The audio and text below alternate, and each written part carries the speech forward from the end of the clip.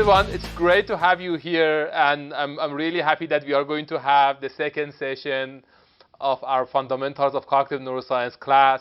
We have many things to cover today, so I need to just jump into the main things that we are going to discuss about and talk about, and see how we can get to the end of 90 slides that I have today to discuss about. Okay, the things that we are going to do today are going to be divided in 5 major areas or 5 major sections. I'm going to talk about what we call level and units of analysis. We are going to talk about neuroanatomy. We are going to talk about neurophysiology. We are going to talk about the basics of cognitive neuroscience. And also we are going to talk about what we call the brain lesions and how brain lesions could inform us about how brain is working. So that is the outline of what we are going to discuss today together. When we talk about the levels of analysis, let's think about what you have in Google Map. When you talk about when you open a Google Map, you can just have the entire planet in your view in the Google Map, and then you can zoom in. You can go to different continents, from different continents to different countries, from different countries to different states, different cities, different areas. So you can just zoom in and go from really large kind of overview about what is happening in the planet to a specific area, and even you can zoom in to the roof of your house. So we can go from really different layers and levels and get to the roof of our house. Okay? This is exactly what is happening when we talk about brain and what we have in terms of the brain structure. So when we talk about brain, we can talk about, let's say, many kind of layers of different structures that are overlaid each other in different levels. So when we talk about brain, we can see brain as a whole. We can go to different areas. Then we can go to a specific region inside the brain. Then we can go to different kind of subcortical and cortical areas, and then we can have different cortical columns. We can go to different cells. From each cell, we can go to different circuits that we have, and then we can go to the different molecules, different genes. So we can just zoom in and go to the details, okay? And in reality, I was kind of checking some of the things that we have been doing before. Let me see. Okay. I was checking some of the things that we have been doing before for what we call neuroimaging. I found a flyer from a poster of a workshop that we have done in a collaboration with McGill University in Tehran in 2007. So you can see in the part of the flyer, you can see that people are kind of presenting different things in 2007. It goes back to something like 13 years ago. There are a few important messages in this poster. First of all, it takes time for you to be an expert in the field. So it's not just about 1 day or 2 days or a course or 1 year.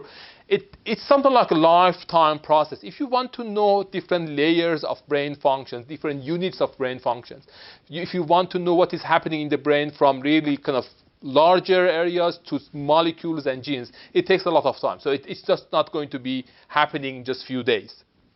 And the second thing that I basically listed the numbers of the people that we have here. If I want to just show you the disciplines of these people, okay? People like Alan Evans. Alan Evans, who was the president of Human Brain Mapping Organization, Alan Evans is a physicist.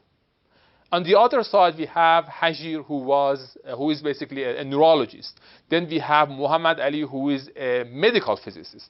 And then Hamid, who is a computer scientist. And then Najmeh, who is a computer scientist as well. And then Reza, who is an electrical engineer. So if I want to just tell you the disciplines of those people who have your names in the flyer, they are from wide different disciplines.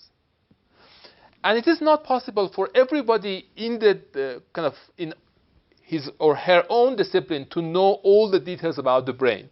So if you want to be successful in the field, you need to work in a group of people. You need to just do team working. I received this message from people from, let's say, physics side, from mathematics side, from biology side, that the brain is too complex for us, because people, especially students, they really like to know whatever is happening inside the brain.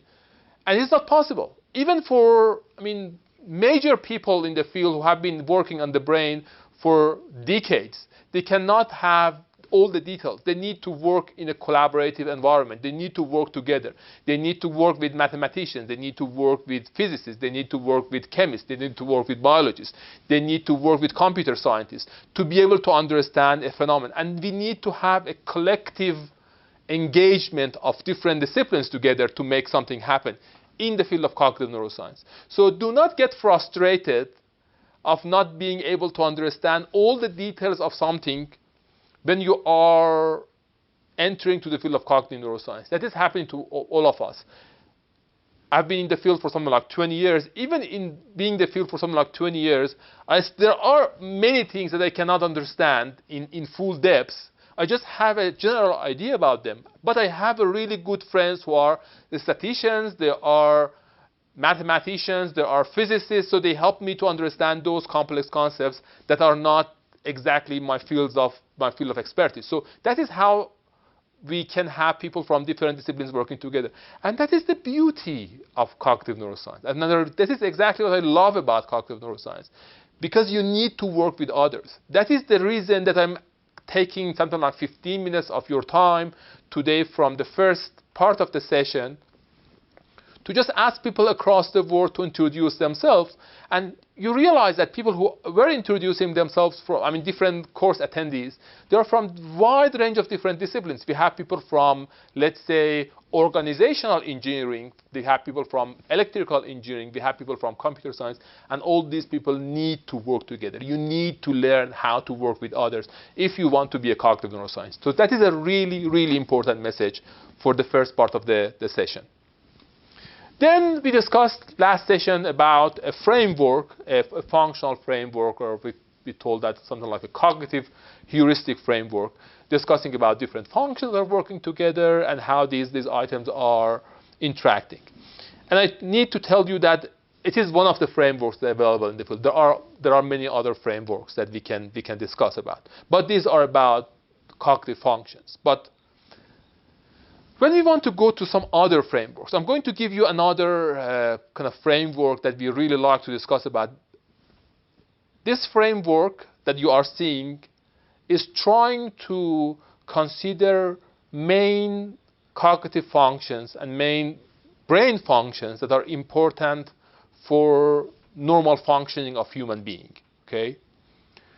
There are domains on negative valence processing, positive valence processing, cognitive systems, social processing, arousal, sleep, and then sensory motor processing. Okay? These are the main 6 domains here. Okay? I'm going to kind of introduce you another framework, which is more comprehensive compared to the framework that we saw last session. Okay? So there are different domains here. And then this is the framework that is introduced by National Institute of Mental Health in US.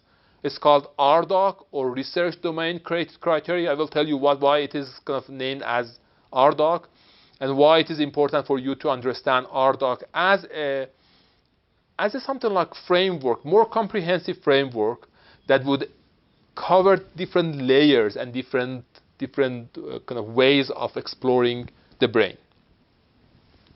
Okay, these domains could be reflected in different levels, different domains, the different units of analysis. Okay, we can have genes, molecules, cells, circuits. Then we have physiology, behavior, self-reports. These are different levels. These are something like kind of zooming from your Google map from the entire planet to the continents, to the countries, to the states. So just going deep into the different levels of analysis in all these domains. And then what we are discussing mainly in this course is basically about the circuit part. So cognitive neuroscience course is mainly focused to the circuit part of this model. Okay? And when we talk about circuits, it's just about neural systems and how these neural systems are working in something like what we call behavioral domains. So behavioral, by behavior we mean that how these things are working together. So we have behavioral domains, we have neural systems, and then we have all those domains in the what we call RDoC framework. Okay? just to give you a better idea, I can just kind of go out of the environment and just let me see if I can just Google for RDoc. Let me see if I can Google for RDoc.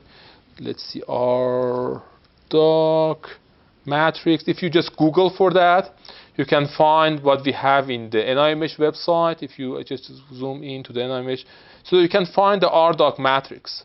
So when we talk about each of these domains, let's say negative valence, positive valence, cognitive systems, all these domains would have their own levels of analysis: genes, molecules, cells, circuits, physiology.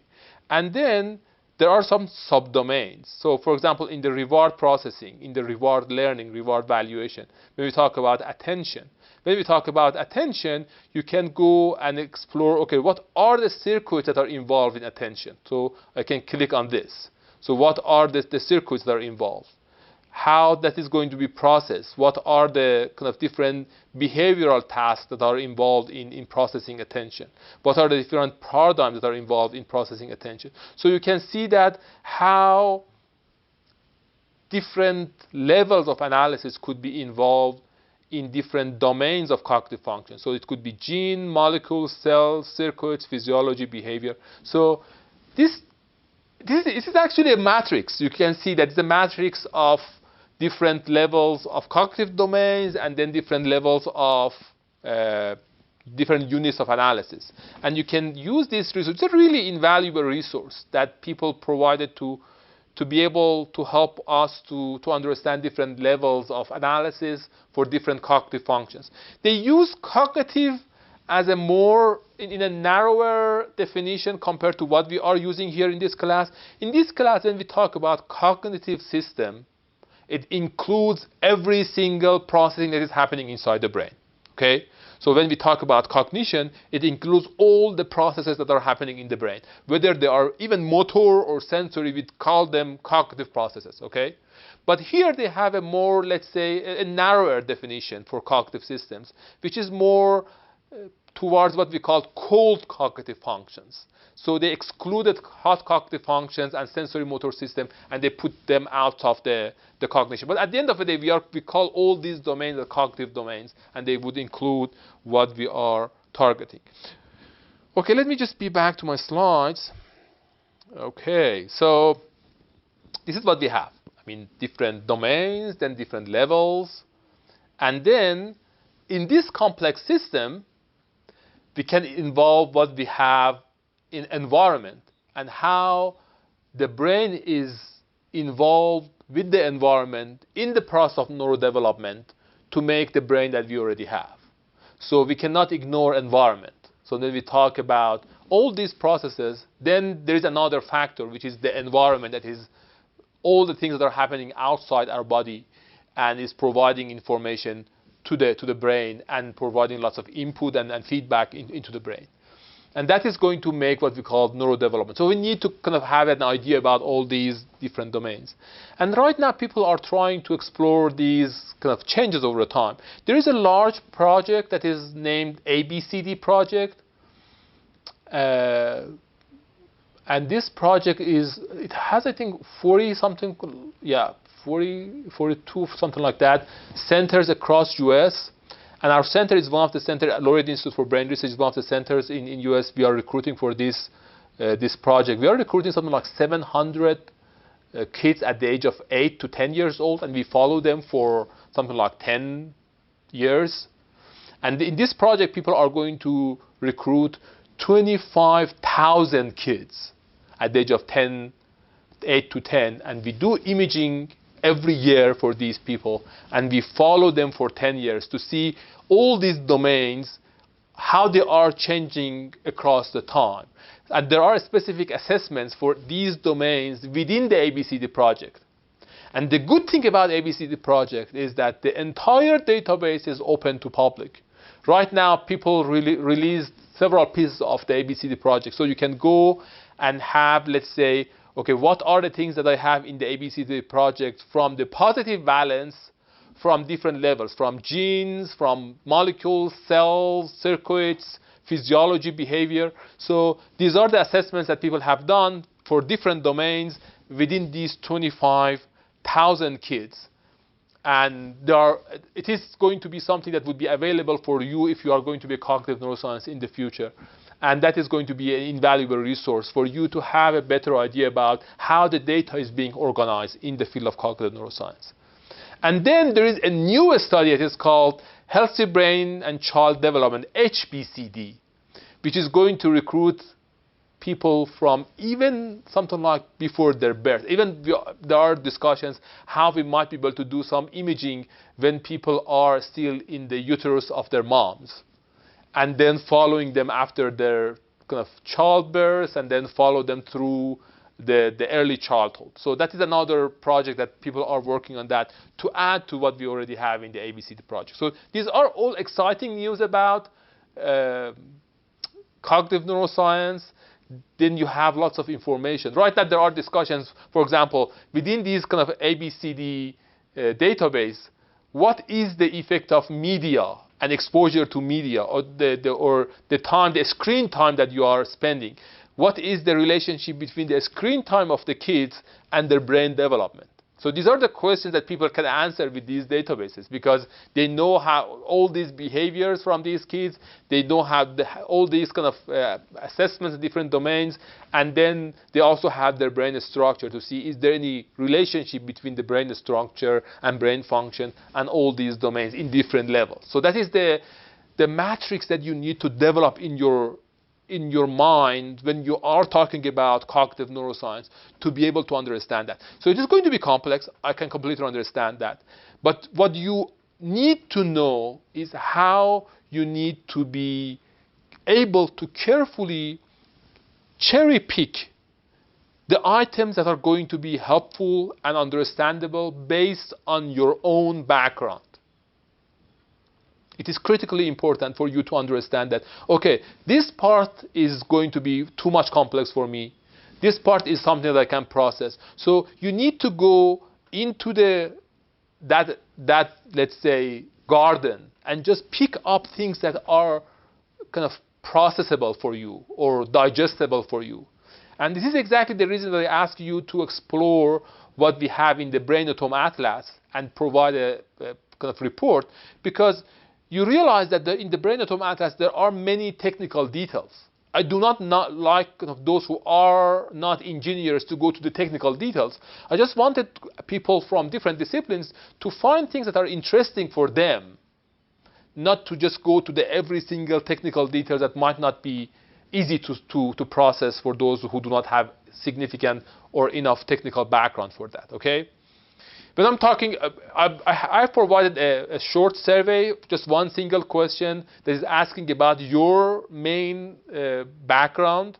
I would ask people to just share that in the kind of channel or the kind of emails. I'm not sure how it is going to work with the problems that we have in the exam today. But Mohsen and others are able to share that specific question. The question asking, what is your background? What is your main background? Are you from the physics? Are you from the chemistry? Are you from the neuroscience? Are you from biology? Are you from psychology? Are you from medicine? So provide us with a kind of an understanding about your background. And I think that we can have, in this class, because I was reading the CVs of people, and I can understand that people are from different disciplines. And that's the beauty of what we have in this class. Okay, let's go to the next slide.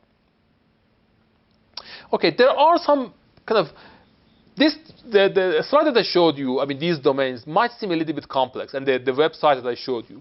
But just to make it easier for you to understand, I developed a simpler version of this, especially when we talk about these things with patients, just to make it easier for people to understand. So we developed a simpler model, but covering all the things that we have in RDoc. So it is a revised version of RDoc in a way that is kind of simpler for us to be able to communicate with patients. And we developed some educational materials about these domains regarding negative balance, positive balance, cognitive function, social function, motor arousal. So we started to develop some educational materials to be able to communicate with patients, with normal, ordinary people. And this is one of the sample educational material that we provided. So it is important for us to understand that things could be really complex. Meanwhile, you need to have this skill to be able to digest those really complex things in a way that you can communicate about those things with your patient. So that is an interesting thing that I'm really hopeful that we can do kind of really good job in this specific area together, okay? And we try to provide some specific kind of advices to the patients, telling them, okay, if you have an impairment in your positive balance processing, what is going to happen? How you might be able to improve that deficit in your brain. When you have problems in your, let's say, social cognition, what are the real life implications of those deficits? So that is what we have tried to provide a specific kind of advices for that. And we put them together in a 4-session educational program. And we developed a kind of a package that we called Brain Healing First Aid. It's a booklet that you can find the educational material about that in that booklet. And we run classes with those materials. So as you can see here, this is Brad Collins, one of my colleagues.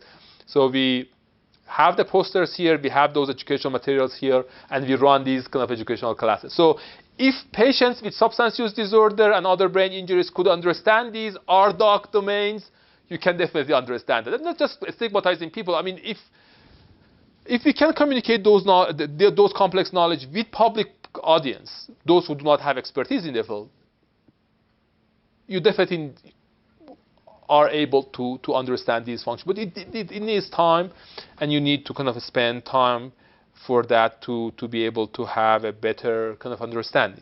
If you go to the web page of our institute, Lawrence Institute for Brain Research, and then go to the join a study, there is a part on body posters. Let me just open that. So this is the Brain Awareness Recovery Initiative that we developed. And you can see the educational materials. We already have the material in 14 different languages, so people from different countries contributed to the material that we have. We have them in Hindi, Kannada. Kannada is a kind of a language in India. Probably Abhishek could give us a kind of a better idea about what are the people who are speaking Kannada in India. But people from different countries, even we have them in French, Spanish, I mean, in different kind of languages. And even recently, we developed a series that is about COVID and these brain functions. How COVID pandemic is changing these brain functions, how we might be able to learn from what we know about cognitive neuroscience to help people to kind of improve or compensate those challenges that are happening to the brain with COVID pandemic. There are videos about that. One of the things that I recommend you to see, just see the workshop that we talk about these cognitive domains, about RDoC and how we can communicate about that with patients. These 3 videos are about those educational programs. These are the kind of the ongoing trials that we have. Some stories from Korea, Sweden, Israel, UAE, Austria, New Zealand, Iran, US, Brazil, in Porto Alegre. I'm not sure if we have anybody from Porto Alegre here, but people are using these educational materials across the world. So you can see that how that is going to be a resource for those who are interested to not only learn about the complex issues, but also about the kind of the things that you can have. I think that we have some of these materials even on Amazon, so people can share the links in Amazon with you as well. And yeah, so the books that are on Amazon, I basically donated my royalty for those books to a specific kind of campaign that we are pushing forward for increasing brain awareness in kind of underdeveloped countries. So those who are interested to have the material and they do not have kind of enough financial resources, we are happy to send you materials without any cost, and even sending you hard copies that would help you to kind of use for your patients. Okay.